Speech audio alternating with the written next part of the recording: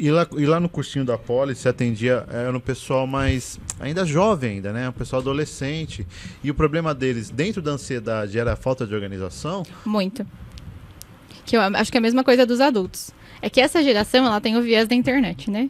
Que tem o lado bom e o lado ruim. Que nem a gente tá aqui, esse é um dos lados bons da internet, né? 10 anos atrás não tinha podcast, não tinha vídeo, não tinha nada. Né? Mal tinha internet, às vezes. O Google ainda tava ali começando. Mas qual que é o lado ruim? Eles não têm tolerância à frustração. Tolerância à frustração tá ligado com aquilo que eu falei da resiliência. O que é isso? Quando uma coisa dá errada, eu consigo aceitar, consigo absorver. Isso é tolerância à frustração. Tem pessoas que têm mais, tem pessoas que têm menos. Por exemplo, esse exemplo é fácil, eu acho, de visualizar. Criança que faz birra no mercado. Ela quer levar um chocolate. A mãe fala, hoje não. Ela começa, o que ela não tem? Tolerância à frustração. E essa geração é muito assim. Por quê? Como que a gente fazia quando tinha trabalho de escola, quando a gente queria pesquisar alguma coisa? A gente ia na biblioteca, a gente fazia grupinho com os amiguinhos, a gente perguntava pra avó como que era aqui 50 anos atrás. Hoje o que eles fazem? Google. Chat GPT. Então, exatamente, o chat GPT faz redação hoje em dia, gente. Então, imagina pra eles ter que lidar com uma prova que eles não têm nenhum controle, né, do que vai cair ou não, e ficar esperando um resultado. Então, isso gera muita ansiedade. Então, assim, eu entendo um pouco deles serem assim, porque um pouco não é culpa deles, né? Sim.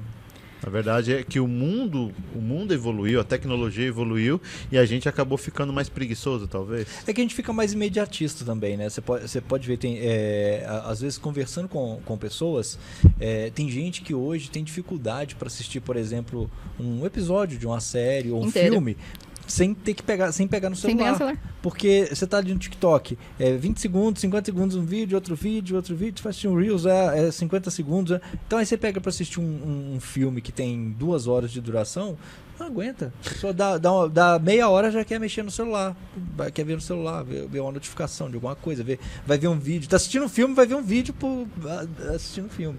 Então, assim, tá muito imediatista e as pessoas com isso perdem foco também, né? Isso tá tão sério muito que eu não lembro onde que eu vi. Foi algum professor que me falou do cursinho, que a Unicamp, né, que é uma das melhores universidades, ela estava estudando mudar um pouco a grade das aulas. Não sei se é de todos os cursos, ele estava falando de uma parte de humanas. Por quê? Antes dava aquele material que era assim, ó, a gente tinha 200 folhas para estudar para a prova. Para pegar no Xerox. E o pessoal começou a reclamar. E eles estavam pensando num jeito de reduzir aquilo para 20, para 30. Eles estavam tentando adaptar a realidade dessa geração. Agora imagina para eles estudar para um vestibular, estudar para um concurso. Se eles não conseguem fazer uma coisa que a gente fazia de boa, né? Porque você tinha que fazer, você fazia, ué. É que no concurso, no vestibular, ele pode chorar o que for, mas ele vai ter que estudar não essa vai quantidade, adiantar, 20, né? exatamente. E é por isso que eles se frustram. Exatamente. Você falou uma coisa que eu fiquei pensando agora aqui, porque eu falei assim, que você atendia lá na Poli, na USP, muito adolescente. Né? Então eles são meio imaturos. Aí você falou assim, mas isso tá no adulto também. Sim. Aí eu fiquei pensando, falei, puta, cara, eu pensava que a gente ficava maduro, né? Muitas vezes a gente não amadurece, né? Essa ansiedade. A ansiedade, ela é inerente à característica da pessoa? Ou a ansiedade a pessoa adquire isso? Porque nós não somos iguais. Sim. Você tem a sua personalidade, eu tenho a minha, cada um. Ela tá em todo mundo? Ou ela tá mais em alguém, tá menos em outro? Eu acho que ela tá em todo mundo, porque a ansiedade, se a gente olhar, às vezes ela também é boa, né? Por exemplo, eu vou fazer uma prova. É importante que eu esteja um pouquinho ansiosa pra ficar mais acordada. Sim. Porque eu dormi mal, provavelmente, na noite anterior. Sim. Às vezes eu não consegui comer. Então, se a ansiedade não dá aquele eu não vou conseguir fazer a prova. Mas aí, existem pessoas que são mais ansiosas que as outras. Isso não tem como negar. Por exemplo, muita gente tem crise de ansiedade, mas é todo mundo que tem. Eu, por exemplo, nunca tive. Eu não sou uma pessoa ansiosa. Mas tem muita gente que tem crise. Aquelas que você fica, né, sem respirar, às vezes tem que ir pro hospital, às vezes tem que tomar Rivotril. Então, sim. A pessoa tem que se conhecer e aí pensar em estratégias para reduzir a ansiedade. Por exemplo, atividade física. É uma ótima forma de reduzir a ansiedade. Muita gente não sabe. Acho que é só pra saúde, pra estética. Não, é pra ansiedade também. Então, todo mundo que estuda precisa fazer atividade física. Então, eu queria até aprofundar um pouco nisso, porque assim, hoje tem gente que debocha, eu acho que isso é uma coisa muito séria, não pode tirar sarro. Hoje tá aparecendo muita gente que tá diagnosticada com TDAH, né? E muitas pessoas falam, daí tá com nada, isso daí tá com frescura. E aí, será que o TDAH ele pode ter a ver alguma coisa com ansiedade ou não? Porque às vezes a pessoa ela é só ansiosa, e aí ela confunde com... Né? A pessoa às vezes se autodiagnostica. Eu tô sim. Às vezes nem foi num psicólogo, não foi no médico, não foi nada. Que isso eu acho que é uma das coisas ruins da internet. Eu vi que uma época, acho que foi ano passado, tinha muita gente no TikTok falando de TDAH.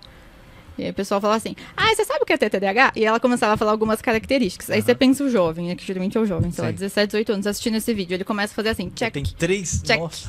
check. Eu tenho TDAH. É. E antigamente ninguém nem sabia. Eu procurava um médico, um psicólogo, né? E hoje em dia, na internet, você tem testes online que você faz pra autismo também. Tem muita gente achando que é autista, na verdade não é. Isso. Eu tô Por vendo causa direto. desses testes. Mas o TDAH e a ansiedade são diferentes. Porque o TDAH é um transtorno neurológico. A pessoa nasce com aquilo. A pessoa nasce. Por exemplo, igual ao autista. Não que seja igual, mas tá dentro do transtorno neurológico, entende? Entendi. A ansiedade não, ela é adquirida, ela pode ser controlada, às vezes você usa medicação. O TDAH, mesmo se você usar medicação, ele não vai sarar, ele não vai sumir. A ansiedade a pessoa pode ter uma época da vida, depois ela reduzir. O TDAH sempre vai existir, né? Depende da proporção e da idade da pessoa, né? Na infância é mais difícil. Mas ele não tem cura, entende? Mas tem sintomas parecidos. Então, às vezes até a gente precisa investigar para entender se é ansiedade, se é TDAH ou se é os dois. Porque às vezes muita gente que tem TDAH é ansioso, isso é comum, entende? E aí o psicólogo, ele enxerga isso e ele encaminha a pessoa para um psiquiatra, mais ou menos assim que funciona? Se for, por exemplo, um neuropsicólogo, ele pode fazer o diagnóstico de TDAH. Mas receitar remédio, igual eu fiz o diagnóstico, mas é um caso aqui que ele não consegue estudar, ele não consegue assistir um filme com a namorada, ele não consegue fazer nada, ele precisa tomar remédio. Aí precisa indicar para o psiquiatra. Entendi.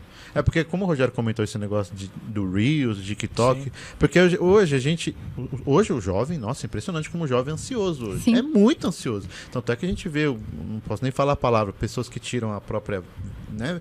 As pessoas acabam tirando porque são pessoas ansiosas. A gente não sabe nem se... tudo bem, depressão e tal, mas... E muito concurseiro hoje começa a falar isso. Eu vejo lá eles escrevem no nosso canal lá. Eu descobri que eu tenho isso, TDAH. Mas às vezes a pessoa não foi nem procurar ajuda. Ela viu, que nem você falou, começa a ticar. E às vezes é uma ansiedade. E a pessoa acaba desistindo de concurso público. Às vezes ela acaba achando que o problema dela tá nesse... Eu nem sabia que era um problema neurológico, você falou agora. Nasce. Achei que a pessoa O desenvolvia cérebro da isso. pessoa que tem TDAH é diferente.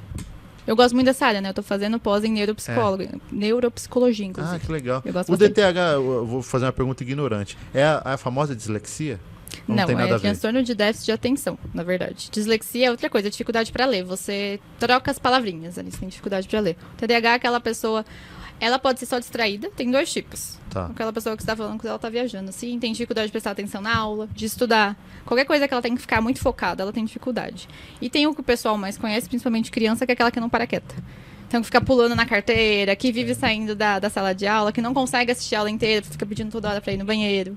Então, ela pode ser ou desatenta, ou ter essa questão da hiperatividade, ou ter os dois. Também existe o TDAH Tem que gente tem que os tem dois. os dois? Nossa. Mas geralmente na vida adulta reduz os sintomas. Então, se ninguém te olhou quando era criança, principalmente as nossas gerações que não falavam disso, talvez você não saiba que tem e descubra. Eu tenho uma amiga que descobriu com 30 anos. E pode confundir, por exemplo, o TDAH, a pessoa tendo os dois, de repente com autismo nível 1? Ou não?